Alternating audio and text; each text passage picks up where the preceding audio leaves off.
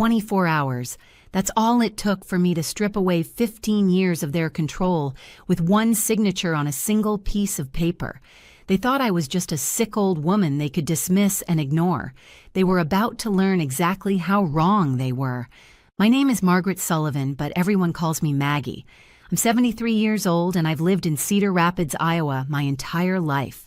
I raised 3 children, buried a husband after 45 years of marriage, and spent decades thinking I knew what family loyalty looked like. I was about to discover I'd been living a lie. It started 3 weeks ago on a Tuesday morning that began like any other. I was watering my petunias on the front porch when this sharp pain shot through my chest like lightning. The next thing I knew, I was face down in my flower bed, dirt in my mouth, and my neighbor, Mrs. Henderson, screaming for help from across the fence. The ambulance ride was a blur of sirens and worried faces. All I could think about was how I'd ruined my favorite yellow dress, the one Robert had bought me for our anniversary years ago. Isn't it funny what your mind focuses on when everything's falling apart? They rushed me into the emergency room at Mercy Medical Center, and after what felt like hours of tests and poking and prodding, Dr. Williams came in with that serious expression doctors get when they have news you don't want to hear. "Mrs. Sullivan," he said, pulling up a chair beside my bed, "you've had a mild heart attack. We're going to need to keep you here for at least a week, maybe longer, to monitor your condition and adjust your medications." My heart sank. And not because of the medical condition.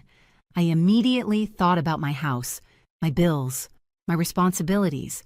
See, after Robert passed away 5 years ago, I'd made the mistake of letting my son, David, and his wife, Jennifer, take over most of my financial affairs. They insisted it would be easier for everyone, especially as I got older. "Don't worry about all that paperwork, Mom," David had said. "We'll handle the important stuff so you can just focus on enjoying your retirement." Looking back now, I realize how naive I was. But when you've raised a child from birth, when you've sacrificed everything for their success, you want to believe they have your best interests at heart. You want to trust them. The first day in the hospital passed quietly. I was hooked up to monitors, getting adjusted to the rhythm of hospital life. The beeping machines, the antiseptic smell, nurses checking on me every hour. I called David that evening to let him know what happened. "Oh, Mom, I'm so sorry," he said, though his voice sounded distracted. I could hear Jennifer talking to someone in the background. "Are you okay? Do you need anything?" "The doctor says I'll be here for at least a week," I told him. "I'm worried about the house, about my bills." "Don't worry about any of that," he interrupted. "Jennifer and I have everything under control. You just focus on getting better." Something in his tone bothered me, but I couldn't put my finger on what. It was dismissive, almost like he was talking to a child. But I pushed the feeling aside. He was my son, after all. He was just trying to help. Wednesday came and went without a visit from either of them. I called Jennifer directly.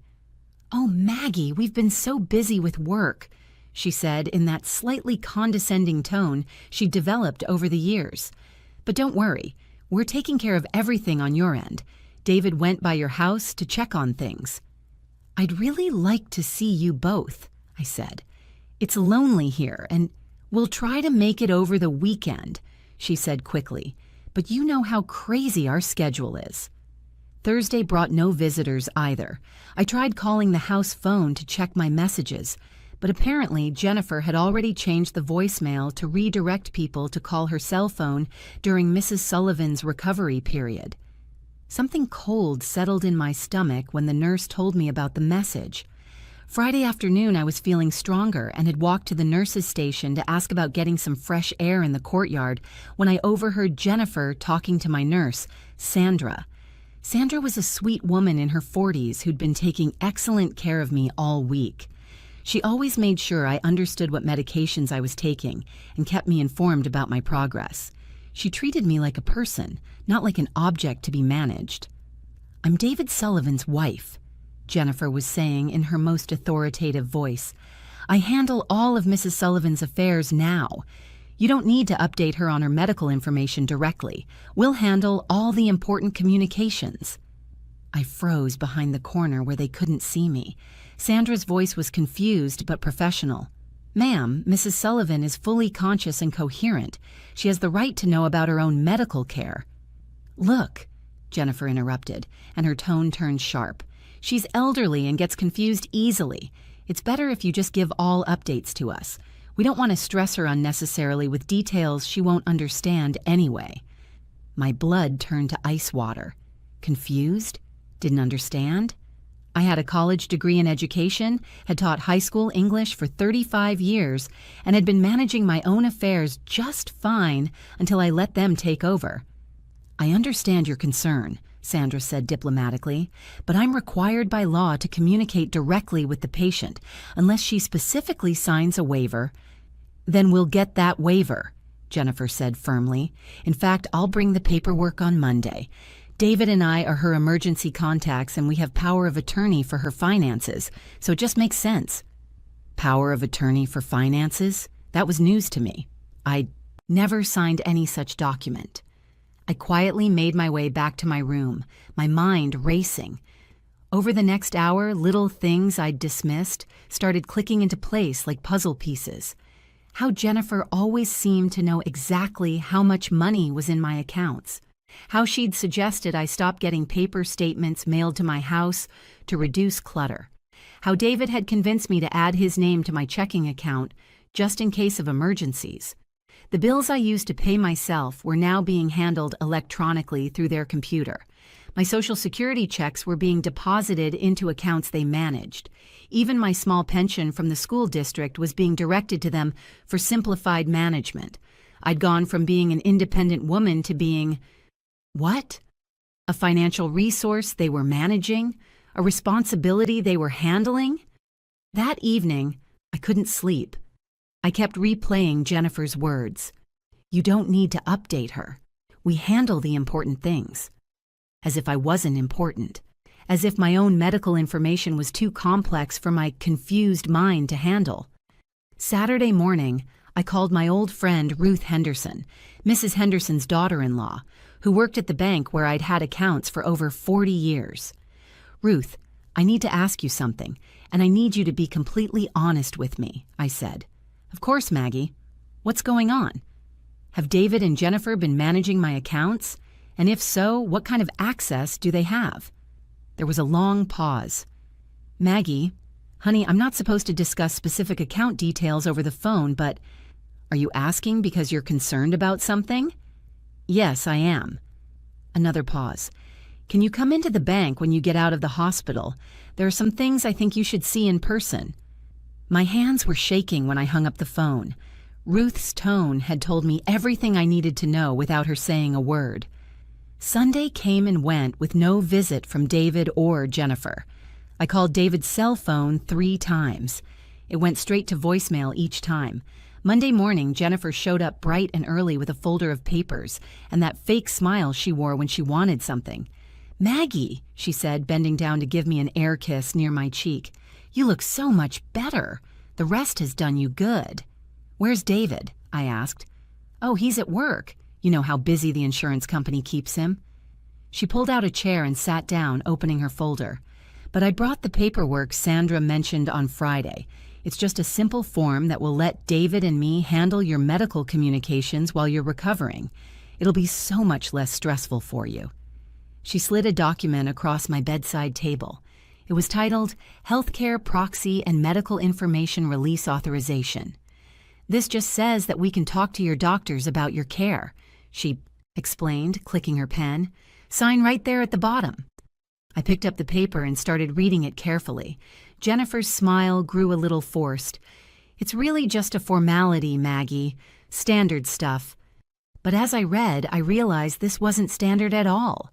This document would give David and Jennifer complete authority over my medical decisions. It would prevent doctors from speaking to me directly about my own care without their permission. It essentially declared me incompetent to handle my own medical affairs.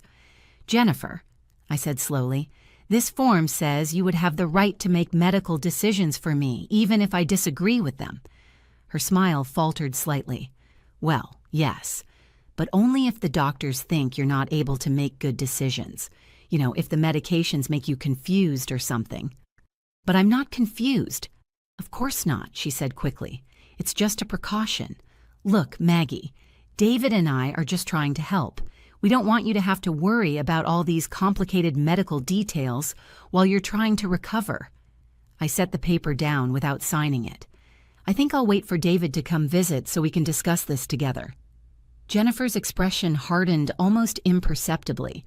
He's very busy this week, and the doctor said they might discharge you on Wednesday, so we really need to get this filed today. Then I guess it will have to wait. For just a moment, her mask slipped completely. I saw irritation, frustration, and something else I couldn't quite identify. Then she rearranged her features back into that concerned daughter-in-law expression. Of course, whatever makes you comfortable, she said, but her voice had gone cold. I'll talk to David about finding time to visit. After she left, I called Ruth at the bank. Ruth, I need you to do me a favor. Can you come visit me here at the hospital? There's something I need to discuss with you, and it can't wait until I'm discharged. I'll be there during my lunch break, she said without hesitation. Ruth arrived at noon with a manila envelope and a very serious expression. She pulled the curtain around my bed for privacy before sitting down. Maggie, I've brought copies of your account activity for the past 18 months, she said quietly. I probably shouldn't be doing this, but I've known you for 20 years, and some things have been bothering me. She opened the envelope and spread several bank statements across my bed. Even looking at them upside down, I could see numbers that made my heart sink. Your Social Security and pension deposits are still coming in regularly, Ruth explained, but look at the withdrawal patterns.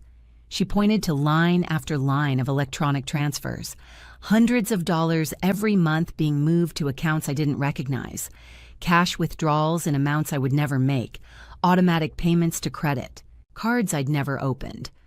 Ruth, I don't understand any of this. I never authorized these transfers. I know you didn't, she said gently, but technically you don't have to. David's name is on all these accounts as a joint owner with full access. Legally, he can do whatever he wants with the money. My hands shook as I looked at the statements. In 18 months, over $40,000 had been quietly moved out of my accounts. My savings account, which had contained nearly $60,000 when Robert died, was down to less than $8,000. There's more, Ruth said reluctantly. She pulled out another document. 3 months ago, Jennifer came in and had you added to a credit card account. She said you needed it for emergencies while they were managing your affairs. I never applied for a credit card. I know, they use their power of attorney to do it. But Maggie, the balance on that card is now over $15,000. Charges from restaurants, department stores, a vacation to Florida, expenses that don't look like they're for your benefit. I stared at the papers until the numbers blurred together. $40,000 from my savings, $15,000 in credit card debt I didn't know I had, all while they told me they were handling the important things so I could enjoy my retirement. Ruth, when did I give David power of attorney? She pulled out one more document. According to our records, you signed these forms 18 months ago. But Maggie, I have to tell you, I was worried about this from the beginning. When Jennifer brought in the paperwork, she said you were getting forgetful and that's why they needed to take over. But you've never seemed forgetful to me. I looked at the signature on the power of attorney document. It looked like my signature, but something about it seemed off. The M in Margaret was formed differently than I usually wrote it. Ruth, I need you to be completely honest with me. Do you think this signature is real? She leaned closer to examine it. Maggie, I'm not a handwriting expert, but I've seen your signature on dozens of documents over the years. This one looks different. The room felt like it was spinning. Not only had they been stealing from me, but they might have forged the very documents that gave them permission to do it. What can I do? I asked. Ruth's expression was grim. That's complicated. If the power of attorney is legitimate, they have legal authority over your finances. If it's forged, that's a felony. but proving forgery can be difficult and expensive. So they just get away with it? Not necessarily. Ruth leaned forward. There might be another option. The power of attorney document they have only covers financial matters. It doesn't give them any authority over other legal decisions. And there's something else. If you can prove you were coerced or deceived into signing it, you might be able to revoke it. We talked for another 20 minutes about my options. Most of them involved lawyers, court proceedings, and months of legal battles while David and Jennifer continued to have access to my accounts. But Ruth had mentioned something else, almost as an afterthought. Of course, if you wanted to make changes to your accounts or your will, you could still do that yourself as long as you're mentally competent. The hospital stay actually works in your favor there. All these medical evaluations prove you're thinking clearly. After Ruth left, I spent the afternoon thinking. I was angry, hurt, and betrayed, but I was also something else, determined. They thought I was just a confused old woman they could manipulate and steal from. They thought I would never find out, or that if I did, I'd be too afraid or too weak to do anything about it. They were about to learn how wrong they were. Tuesday morning, I asked Sandra to help me make some phone calls. The first was to James Morrison, the attorney who had handled Robert's will and my basic legal needs for years. "Jim, I need you to come to the hospital today if possible," I said. "I have a legal matter that can't wait, and I need some documents prepared immediately." "Of course, Maggie. Are you all right?" "I'm about to be." The second call was to my bank's main office. I asked to speak with the manager about urgent concerns regarding unauthorized account access. The third call was to Dr. Williams. "Doctor, I need you to document something in my medical file," I said. "I need it clearly stated that I am mentally competent and fully capable of making my own legal and financial decisions." "Of course, Mrs. Sullivan. Is there a problem?" "There's about to be a solution." Jim Morrison arrived at 4 o'clock with his briefcase and that reassuring competence that comes from 40 years of practice. I'd known Jim since David was in high school. He was someone I could trust completely. "Maggie, tell me what's going on." I showed him the bank statements Ruth had brought, explained about the power of attorney I'd never knowingly signed, and told him about Jennifer's attempts to gain control over my medical decisions as well. Jim's expression grew darker as I spoke. When I finished, he was quiet for a long moment. "Maggie, if what you're telling me is accurate, this could constitute elder financial abuse and possibly forgery. These are serious crimes." "I don't want to send my son to prison, Jim. I just want to protect myself and get back control of my life." He nodded thoughtfully. "There are ways to handle this that focus on protection rather than prosecution, but it will require some decisive action on your part." "What kind of action?" Jim opened his briefcase and pulled out a legal pad. "First, we revoke any power of attorney they might have, whether it's legitimate or not. Second, we remove David from your accounts and establish new ones they can't access. Third, we set up protections to prevent this from happening again. How quickly can we do this? If you're certain this is what you want, I can have the paperwork ready by tomorrow morning." I looked out the window at the parking lot below where people were going about their normal lives, unaware that mine was about to change completely. In that moment, I thought about all the times I'd put other people's needs before my own, all the times I'd been understanding when I should have been firm, all the ways I'd made myself smaller to avoid conflict. I was done being small. Do it. Wednesday morning, Jim returned with a folder of documents and a notary from his office.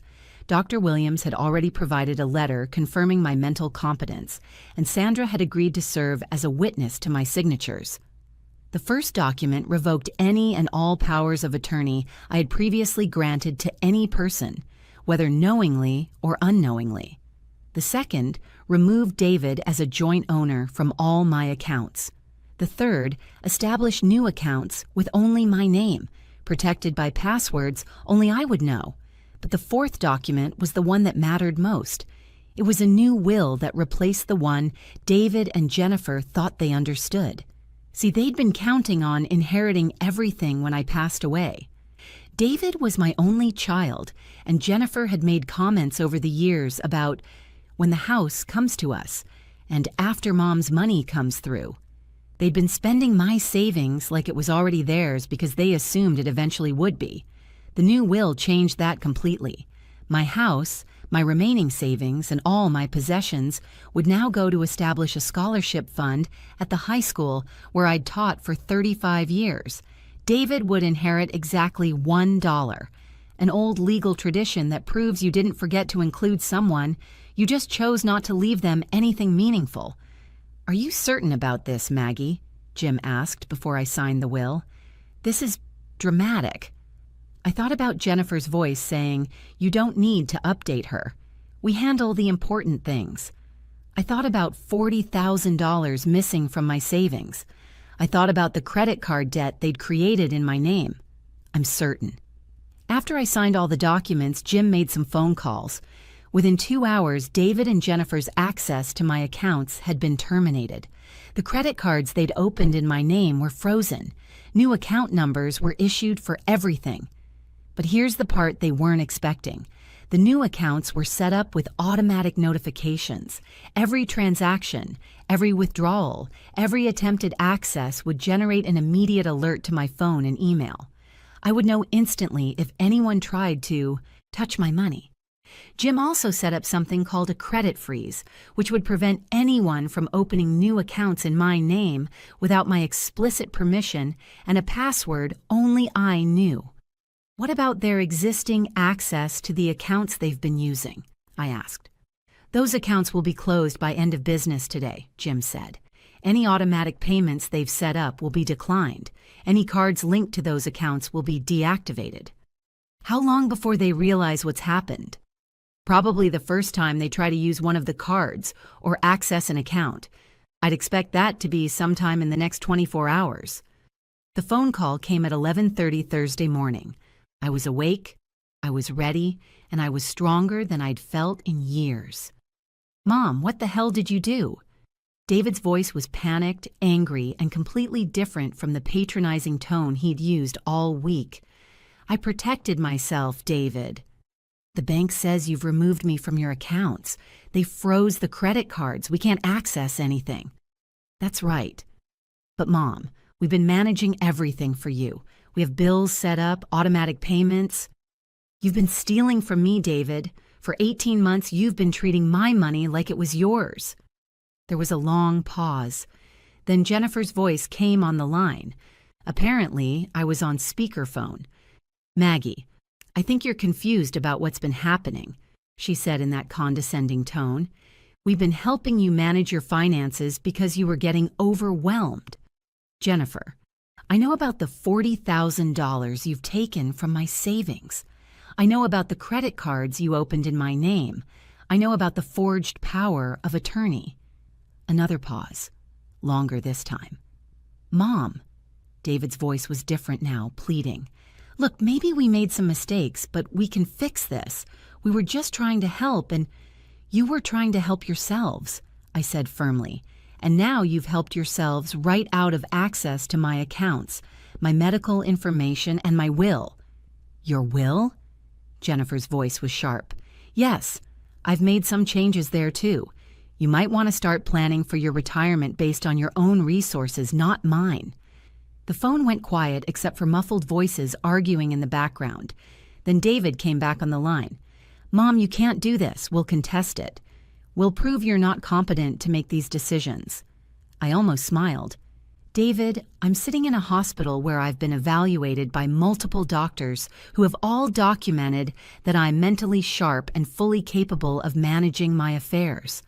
I have witnesses to all the documents I've signed, and I have bank records showing exactly what you've done with my money. If you want to contest anything, I suggest you get a very good lawyer." "But Mom," "But nothing.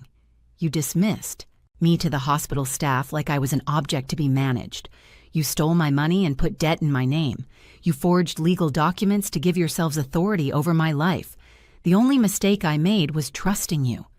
I hung up the phone. For the next hour, they called repeatedly. I didn't answer. They sent text messages that went from pleading to angry to threatening. I didn't respond. Sandra knocked on my door around 1 o'clock. "Mrs. Sullivan, there are 2 people here who say they're your family. They want to speak with you, but they seem upset. Would you like me to tell them you're resting?" "No, Sandra, but I would like you to call security and have them escort my visitors to the lobby. If my son and daughter-in-law want to speak with me, they can do it there, with security present." 20 minutes later, I walked into the lobby to find David and Jennifer sitting stiffly on the couch, a security guard standing nearby. David looked defeated. Jennifer looked furious. "Mom, please," David started as I sat down across from them. "We can work this out." "David, you've been stealing from me for over a year. You put $15,000 of debt in my name. You tried to gain control over my medical decisions by lying to the hospital staff. There's nothing to work out." "We never meant for it to go this far," he said, and I could see tears in his eyes. "At first, we were just trying to help manage things, but then Jennifer lost her job and we had some expenses. So you decided to use my savings account as your personal ATM?" Jennifer leaned forward aggressively. "You weren't using that money anyway, Maggie. It was just sitting there." "It was my money, Jennifer, sitting in my account. And it would have come to us eventually anyway." There it was. The truth, finally spoken out loud. They'd been spending my money because they considered it already theirs. "Well, that's no longer a concern for you," I said calmly, "since it won't be coming to you at all." Jennifer's face went white. "What do you mean?" "I mean, I've changed my will. The house, the accounts, everything is going to charity when I pass away. You get nothing." David looked like I'd slapped him. "Mom, you can't mean that." "I absolutely do mean it. You've shown me exactly how much my life and my dignity mean to you. This is me returning the favor." They tried to argue, to plead, to make promises about paying back the money and never doing it again. But I was done listening to their excuses. "The only reason I'm not pressing criminal charges is because David is my son," I said finally. "But if either of you ever tries to access my accounts again, if you ever forge my signature again, if you ever try to manipulate my medical care again, I will call the police immediately. Do you understand?" They understood. I walked back to my room feeling lighter than I had in months. Sandra was waiting for me with a smile. "Mrs. Sullivan, Dr. Williams says you can go home tomorrow morning if you're feeling up to it." "I'm feeling up to it," I said. "In fact, I'm feeling up to a lot of things." The next morning, Jim Morrison picked me up from the hospital and drove me to the bank, where Ruth had prepared new accounts with my maiden name, Margaret Catherine O'Brien, so that David and Jennifer couldn't even find them if they tried. We changed my address to a P.O. box, set up new automatic deposits for my Social Security and pension, and arranged for paper statements to be mailed to me again. Then we went to the phone company and changed my number, and to the post office to set up mail forwarding, and to my doctor's office to update my emergency contacts. By the end of the day, David and Jennifer had no way to access my money, my mail, my medical information, or even my phone number. They'd gone from controlling every aspect of my financial life to having no access whatsoever. The best part? It had all taken less than 24 hours. That evening, I sat in my living room, drinking tea from Robert's favorite mug and looking at the bank statements from my new accounts. For the first time in 18 months, every penny was exactly where I'd left it. I thought about calling David, maybe trying to rebuild some kind of relationship. But then I remembered Jennifer's voice. "You don't need to update her. We handle the important things." Well, I'd handled the most important thing of all, taking back my life. 6 weeks later, I received a certified letter from an attorney representing David and Jennifer. They were attempting to have me declared incompetent so they could regain control of my finances. But their petition was dismissed immediately when the court reviewed my medical records, my bank statements showing the theft and testimony from Dr. Williams, Sandra, Ruth, and Jim Morrison about my mental clarity and competence. The judge also noted that their petition appeared to be motivated by financial gain rather than genuine concern for my welfare, especially since they'd made no attempt to visit or contact me since our meeting at the hospital. That was 3 months ago. I haven't heard from them since. I've started volunteering at the literacy center downtown, helping adults learn to read. I've reconnected with old friends I'd lost touch with over the years. I've even started dating a lovely gentleman named Frank, who plays piano at the senior center. Most importantly, I wake up every morning knowing that my life belongs to me again. My money is mine, my decisions are mine, and my future is mine to determine. They thought I was just a confused old woman they could control and manipulate. Instead, they discovered that 73 years of life had taught me exactly how to handle people who mistake kindness for weakness. Sometimes the best justice isn't revenge, it's simply reclaiming what was always rightfully yours. And sometimes one signature on the right document is all it takes to remind people that you're not as helpless as they assumed. I may be older, but I'm far from powerless. And now David and Jennifer know that too.